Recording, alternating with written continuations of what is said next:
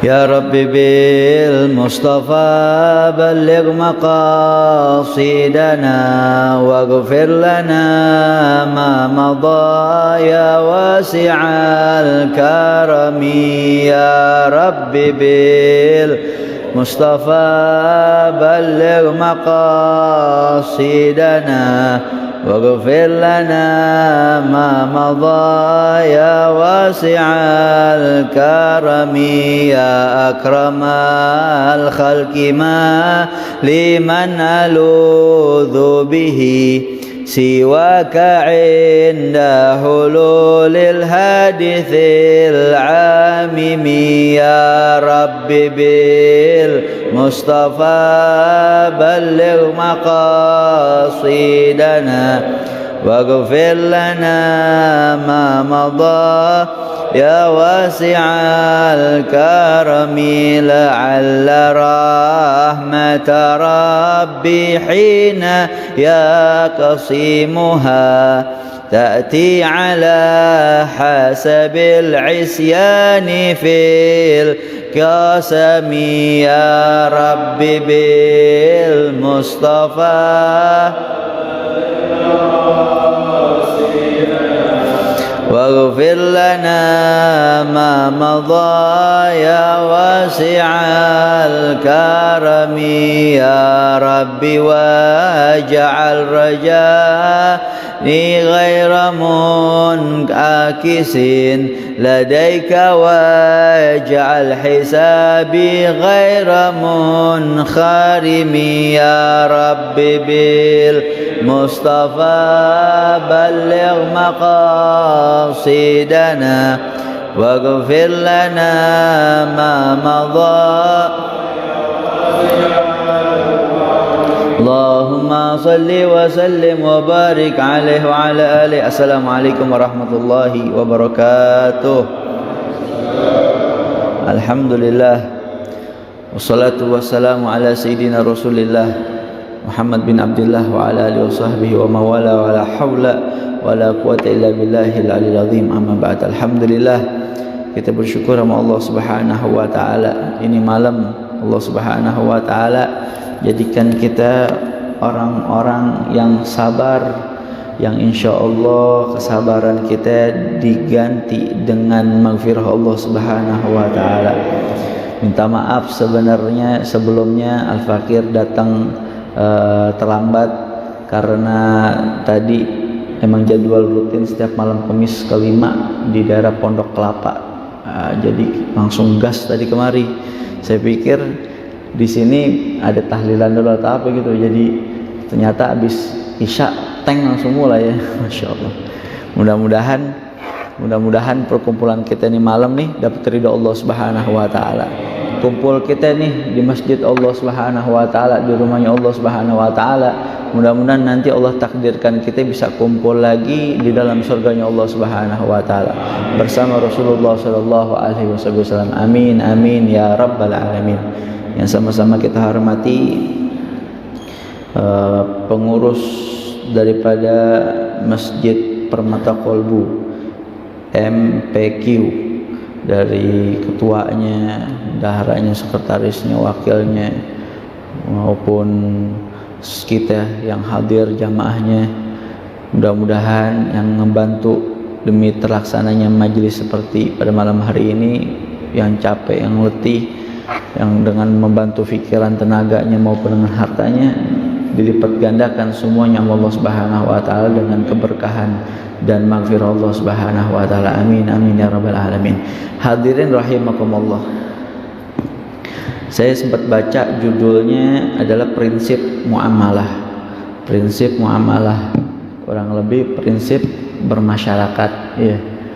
Bermuamalah, bersosial sama manusia kita.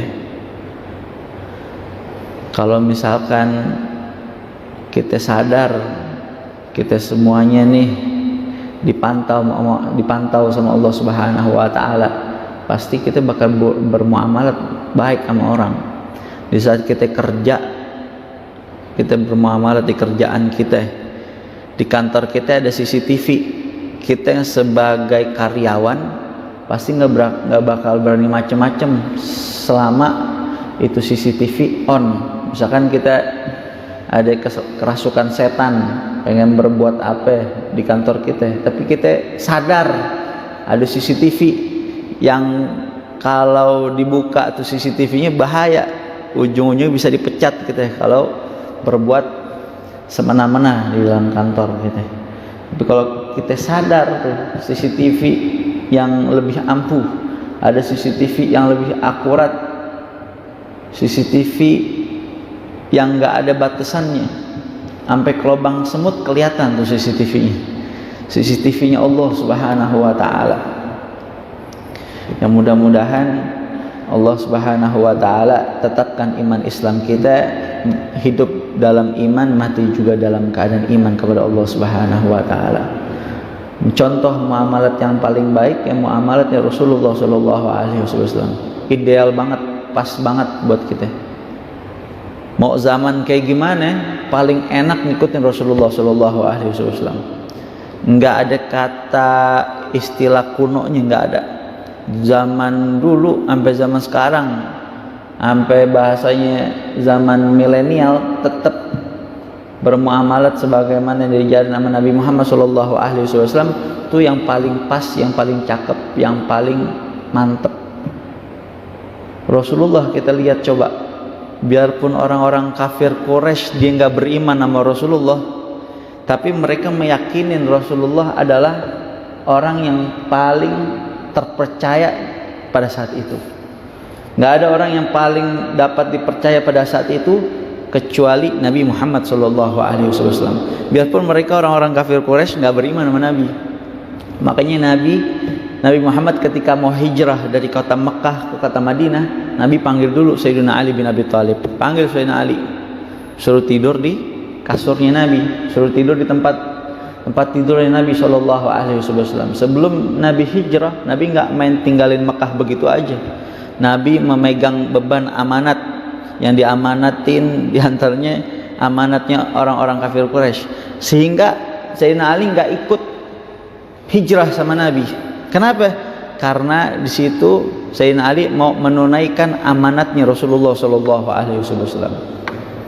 Rasulullah nggak langsung ninggalin Mekah begitu aja, karena pada saat itu orang-orang kafir Quraisy, biarpun mereka nggak beriman sama Rasulullah, mereka titipkan harta mereka sama Rasulullah. Mereka titipkan hewan ternak mereka sama Rasulullah Shallallahu Alaihi Wasallam. Dititipin tuh akhirnya sama Sayyidina Ali. Dipesenin Rasulullah mesenin Sayyidina Ali, ya Ali, kalau si fulan nanyain hartanya, bilang hartanya ada di sini. Kalau si fulan nanyain ternaknya, bilang ternaknya ada di sini. Luar biasa. Habis sudah disampaikan, baru deh Rasulullah Shallallahu Alaihi Wasallam hijrah menuju kota Madinah Al-Munawwarah. Yang tadinya tuh kota Madinah namanya Yathrib, banyak wabah penyakit, tapi berkat Rasulullah Shallallahu Alaihi Wasallam jadi kota yang penuh dengan cahaya, Madinatul Munawwarah. Masya Allah, alhamdulillah. Alhamdulillah, ini malam kita ada di masjid, tempat yang paling baik, tempat yang paling dicintai nama Allah Subhanahu wa Ta'ala. Sebagaimana Rasulullah Shallallahu Alaihi Wasallam ngabarin sama kita semuanya di dalam hadisnya yang sahih, ahabbul biladi ilallahi masajiduha wa abghadul biladi ilallahi aswaquha. Sebaik-baiknya tempat yang dicintai nama Allah dari satu negara atau satu kampung adalah masjid-masjidnya, dan dari satu tempat yang paling enggak disukai nama Allah adalah pasarnya. Kenapa Allah suka masjid? Karena di masjid tempat orang pada berzikir, tempat orang sholat, tempat orang beribadah, tempat orang iktikaf, berdoa sama Allah Subhanahu wa Ta'ala. Kenapa Allah nggak demen pasar? Karena pasar di situ tempat bercampurnya antara hak dan batil, tempat bercampurnya yang halal dan yang haram, tempat bercampurnya laki dan perempuan. Kita lihat hati kita lebih cenderung demennya ke masjid apa ke pasar, lebih suka lama-lama duduk di masjid apa ke pasar, lebih demen buang infak buat masjid apa buang-buang uang di pasar. Kalau lebih sukanya lama-lama duduk di pasar naudzubillah, lampu kuning buat kita. Itu pasar, tempat yang gak didemenin sama Allah. Tapi kalau kita lebih nyamannya, lebih tenangnya, lebih asyiknya duduk di masjid, ambil kabar baik, insya Allah kita termasuk orang-orang yang dicintai sama Allah Subhanahu Wa Taala, karena Allah cinta sama masjid. Alhamdulillah kita semua ada di masjid. Kalau kita mau tahu Allah cinta sama kita apa enggak, kata saya punya guru, lihat kita ini sekarang ada di mana, dan kita lagi duduk sama siapa, dan kita lagi sibuk dengan apa. Lagi di mana, duduk sama siapa, sibuk dengan apa. Kalau lagi duduknya di rumah Allah,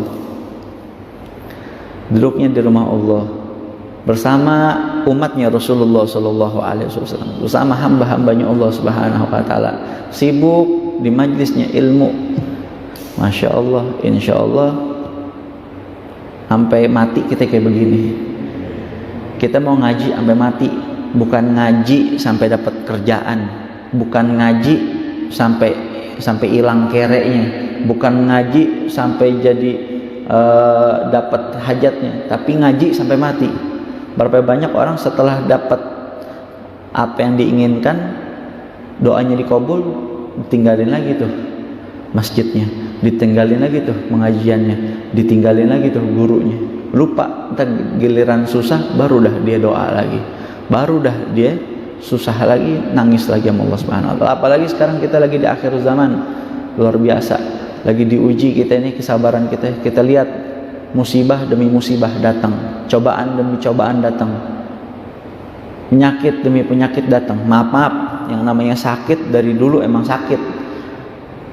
Ketika kita diuji sama Allah, ketika kita dikasih sakit sama Allah Subhanahu Wa Taala, husnudzon sama Allah Taala, mungkin emang pantas kita dikasih sakit, karena dosa kita udah banyak banget, sehingga salah satu cara buat melebur dosa kita yang banyak tersebut dengan dikasih ujian, dikasih sakit sama Allah Subhanahu Wa Taala. Ya Allah, seorang mukminat dia sabar ketika sakitnya, nggak mengeluh, dia dapat dua tuh. Yang pertama dia dapat ampunan Allah Subhanahu Wa Taala. Yang kedua dia dapat derajat yang tinggi di sisi Allah Subhanahu Wa Taala. Mungkin di saat kita mau mati, nama kita nggak ada di sorga, naudzubillah.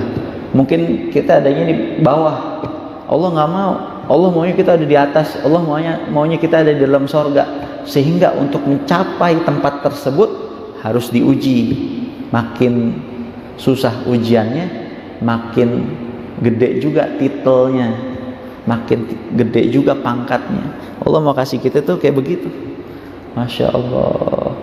Lihat Nabi Muhammad SAW. Pokoknya dalam keadaan apapun, tugas kita sebatas usaha. Selebihnya urusan Allah. Dalam menjaga kesehatan, tugas kita menjaga kesehatan dengan menjaga kebersihan, dengan minum vitamin, dengan ini dengan itu. Maaf, jauh-jauhi hari sebelum orang pada sibuk yang namanya cuci tangan yang benar, sampai ada tutorial cuci tangan. Tahu nggak, Nabi kita Muhammad SAW udah ngajarin kita buat sering-sering cuci tangan. Mau tidur, bangun tidur, disuruh cuci tangan sama Nabi, sunnah, ambil wudhu. Mau tidur, bangun tidur, ambil wudhu. Mau makan, mau minum, Nabi bilang apa ya? Qabla ta'kul ighsil yadak, sebelum kamu makan cuci dulu kedua tanganmu. Sampai tutorialnya sekarang kayak begini, apa ini barojim nih, tempat kumpulnya bakteri, tempat kumpulnya kuman. Itu sama Nabi udah diajarin, wudhu yang benar, bersihin tuh begini. Tutorialnya udah ada langsung dari baginda Nabi besar Muhammad sallallahu alaihi wasallam. Qabla ta'kul ighsil yadak, kata Nabi, sebelum kamu makan cuci dulu kedua tanganmu. Cuma kadang kitanya yang cuek, kita yang lupa, kita yang bodoh amat. Pantes sakit, pantes kena bakteri, pantas kena virus. Kitanya yang cuek. Kalau kita ikutin Nabi, kita ingat ketika kita cuci tangan, nggak usah banyak ingat ini kata fulan. Kita ingat ini anjuran dari Nabi kita, Nabi Muhammad SAW. Cuman cuci tangan dapat pahala. Kalau kita ingat ini cuci tangan adalah sunnah Nabi Muhammad SAW. Maaf, jangankan tangan, jangankan muka, kaki kita umat Nabi Muhammad SAW itu udah disuruh bersihin. Allah, jangan kan kaki, kukunya sampai sikil-sikilnya disuruh bersihin, suruh gunting sampai ada hari-harinya. Sampai sela-sela kaki dimasukin tuh antar jari jemari pakai kelingking. Luar biasa, kaki kita umat Nabi Muhammad insya Allah lebih bersih dari orang-orang yang selain umat Nabi Muhammad SAW. Gimana enggak? Kaki kita sehari dibasuh berapa kali? Wudhu kita sholat 5 waktu, sekali basuh kalau menghidupkan sunnah 3 kali, 3 kali 5, 15 kali itu minimal. Belum lagi kita kalau masih kecil kita diajarin pulang dari mana-mana diajarin cuci kaki dulu, cuci tangan sama orang tua kita. Ya Allah, kita ingat Nabi, insya Allah kita bakal dijaga sama Allah Subhanahu wa Ta'ala. Nabi paling cakep banget, ideal banget buat kita jadikan panutan, kita jadikan qudwah. Lihat Nabi bermasyarakat kayak gimana manusia. Pokoknya tugas kita usaha, selebihnya urusan Allah, jangan maksain. Lihat Nabi ketika ngajak orang buat masuk Islam, tuh orang nggak beriman, Nabi nggak maksain. Sebagai kisah singkat nih, suatu hari Nabi ketemu sama satu pegulat namanya Rukanah. Mungkin kita udah sering dengar. Ini Rukanah pegulat di kota Mekah, nggak pernah kalah. Sampai banyak orang dari luar kota Mekah datang ke Mekah pengen cobain bergulat sama Rukanah. Duel sama Rukanah. Semua pada kalah. Sampai suatu hari ketemu sama Nabi satu lembah, itu Rukanah diajak beriman. Ya Rukanah, ittaqillah. Wahai Rukanah, takwa sama Allah. Rukanah nggak mau. Namanya jagoan, namanya jawara, namanya preman. Nggak mau langsung begitu aja, nggak mau langsung takluk begitu aja. Hari ini syai'an ya Muhammad, tunjukin aku sesuatu ya Muhammad, yang dengan sesuatu tersebut aku akan beriman sama Allah. Ya udah, Nabi pinter, Nabi cerdas. Nabi mau nunjukin sesuatu yang bakal bikin dia kaget karena dia nggak pernah ada yang ngalahin. Nabi bilang apa? Aku akan mengalahkanmu. Wow, ini kaget Rukanah. Belum pernah ada yang ngalahin saya. Kamu siapa pengen nantang saya? Hikmah yang pertama kita ambil dari pelajaran ini, Nabi nantang Rukanah pertama karena Nabi tahu kemampuannya. Nabi tahu kalau Nabi bakal mampu untuk mengalahkannya. Nggak kayak kita. Kita ini kadang-kadang kebanyakan pamer, kebanyakan nantang-nantang musuh. Sini lu. Giliran musuhnya di depan muka kita ngumpet di belakang dapur. Nantang-nantang, giliran tuh si fulannya datang, nggak kelihatan, mukanya kabur, keluar kota, keluar negeri, ngilang namanya. Tapi giliran di belakang berkoar seenak jidatnya. Betul gak? Itu kita. Tapi Nabi berkata apa? Nabi tanggung jawab. Dan lihat hikmah yang kedua, Nabi nanti bilang Rukanah nggak langsung masuk Islam, masuk Islamnya nanti setelah Fathul Makkah. Ada kisah yang sama, hampir mirip, cuman orang yang berbeda. Ternyata di kota Mekah ada satu pegulat lagi namanya Abul Aswad Al-Jimahi. Ini Abul Aswad sama, kuat juga. Tahu gak kekuatannya seperti apa? Dia sering nantang penduduk Mekah tuh dengan membentangkan daripada sebuah kulit atau kain. Dia berdiri di atas kain atau kulit, dari ujung sebelah sananya tarik 10 orang. 10 orang narik, nggak bikin tuh si Abul Aswad bergerak sedikit pun. 10 orang narik dengan kuat. Akhirnya apa yang terjadi? Itu kulit atau kainnya yang robek, rusak. Berarti apa? Saking kuatnya. Coba kita diri di atas sorban nih, sorban digelar, kita diri, ada orang narik dari ujungnya, wah jatuh pasti kita. Tapi Abul Aswad 10 orang narik, nggak bergerak. Itu kulit yang robek. Ketemu sama Nabi, disuruh beriman. Abul Aswad, ittaqillah, takwa sama Allah, masuk Islam, beriman sama Allah Ta'ala. Enggak langsung mau. Namanya jagoan kan. Hari ini saya Muhammad, tunjukin aku sesuatu yang bikin aku bakal masuk Islam. Sama Nabi ditantang, diajak buat duel 1 lawan 1. Aku akan mengalahkanmu, kata Nabi. Akhirnya apa? Singkat cerita, dipegang sekali, Abul Aswad langsung jatuh. 2 kali jatuh, 3 kali jatuh. Pokoknya Abul Aswad kalah deh, babak belur sama Nabi Muhammad SAW. Tapi lihat, Abul Aswad udah kalah, ingkar janji, nggak nepatin janjinya. Kalau yang pertama tadi si Ikrim Rukanah masuk Islam. Walaupun ada yang bilang masuk Islam entar, tapi masuk Islam. Tapi si Abul Aswad enggak masuk Islam, tetap jadi orang kafir, enggak beriman sama Rasulullah. Tapi lihat Rasulullah, hikmah yang ketiga kita ambil. Rasulullah ketika ngeliat si Abul Aswad enggak beriman setelah kalah, ingkar janji, enggak maksain, enggak terus malah ngebunuh Abul Aswad, enggak terus malah ngehantam Abul Aswad, lu ingkar janji. Wah, kalau kita kan gitu kan, orang ingkar janji kan kesel banget, pengen kita hajar aja. Lihat Nabi enggak maksain karena hidayah atas kehendaknya Allah Subhanahu wa taala. Hikmah yang ketiga yang kita ambil yang terakhir apa? Tugas kita usaha, ikhtiar. Selebihnya urusan Allah Subhanahu wa taala. Tugas kita jadi orang baik aja udah, sama siapa aja. Biarpun ada orang jahat sama kita, udah kita cukup tahu jadi orang baik. Jangan capein mulut kita, jangan capein kuping kita, kebanyakan nguping urusan yang nggak penting. Kadang-kadang kita ikut nimbrung sama urusan yang sekiranya bukan kapasitas kita. Ada urusan A kita ikutan, ada urusan B kita ikutan. Wah, seakan-akan kita ahli dalam berbagai bidang. Lihat Nabi Muhammad SAW, ideal banget, pas banget dalam berbagai macam sifat, dalam berbagai macam perilaku. Sampai kayak begitu kita diajarin sama Nabi Muhammad SAW. Tugas kita usaha, selebihnya urusan Allah Subhanahu wa taala. Nabi kuat banget. Tahu nggak kekuatan Nabi seperti apa? Kekuatannya Nabi itu 1:40 orang. 40 orangnya bukan 40 orang dunia. 40 orangnya 40 orang sorga. Tahu nggak orang di sorga tuh kekuatannya seperti apa? Kekuatan orang di sorga tuh 1:100. Orang sorga beda sama orang dunia. Apalagi akhir zaman, makin akhir zaman makin kecil-kecil orang sekarang.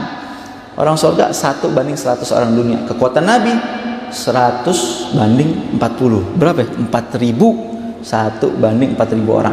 Itu para sahabat kalau lagi perang tuh, kalau lagi kepepet banget, mereka ketar-ketir, larinya ke siapa? Ngumpetnya di mana? Ngumpetnya di belakangnya Rasulullah SAW. Insya Allah, lihat Rasulullah, sosok yang begitu wibawa, haibah, berani, tapi juga murah senyum, akhlak mulia, tegas tapi juga lembut. Masya Allah, berani tapi juga sayang. Sampai bikin musuh-musuhnya tuh pada jatuh hati. Bikin musuh pada jatuh hati. Itu Abu Jahal, Abu Lahab dan Abu-Abu yang lain, kalau lewat di depan Rasulullah, sampai dikisahkan Abu Jahal kalau lewat di hadapan Rasulullah nggak berani lewat begitu aja, nggak berani muka ketemu muka. Terus gimana? Abu Jahal kalau lewat di depan Rasulullah, mukanya ditutupin pakai sorban, ditutupin mukanya Abu Jahal. Karena apa? Takut jatuh cinta sama baginda Nabi Muhammad SAW. Mudah-mudahan kita bisa contoh Nabi Muhammad SAW. Walaupun kita sadar nggak ada di antara kita yang mampu mencontoh 100% ajarannya Nabi, akhlaknya Nabi, sunnahnya Nabi, tapi minimal harus ada beberapa persen. Harus ada beberapa persen kita ikuti Nabi Muhammad SAW. Bawa Nabi Muhammad ke rumah kita, bawa Nabi Muhammad ke keluarga kita, hidupin sunnah-sunnah Nabi Muhammad SAW. Jangan hidup kayak begini-begini mulu, sibuk sama dunia, pusing sama urusan kerjaan. Allah, itu dunia, itu harta kita. Ingat, halalul hisab wa haramuhu adzab. Halalnya hisab, haramnya azab. Orang yang paling seneng nanti di kuburan, di akhirat, bukan orang yang punya jabatan tinggi di dunia, tapi orang yang punya jabatan tinggi di sisi Allah Subhanahu wa taala. Banyak orang sekarang pada pengen viral. Kalau mau viral, virallah yang manfaat. Jadilah yang manfaat. Jadilah yang dapat mempengaruhi orang buat jadi baik, bukan malah jadi terpengaruh. Mudah-mudahan Allah Subhanahu wa taala senengin kita dunia wal akhirat. Karena kalau senang di dunia doang nggak cukup, kita mau senang dunia wal akhirat. Kita mau nggak senang sendirian, kita mau senang sama keluarga kita, anak kita, istri kita, orang tua kita, dan semua orang-orang yang kita cintain. Mudah-mudahan dibahagiakan, disenengin sama Allah Subhanahu wa taala dunia wal akhirat. Ya muhawwilal ahwal, hawil ahwalana wal muslimina ila ahsan hal, wa mughalibal qulub wal absar tsabbit qulubana ala dini wa ta'atik. Allahumma ij'al akhir kalamina minad dunya inda intihai ajalina qaula la ilaha illallah. la ilaha illallah, la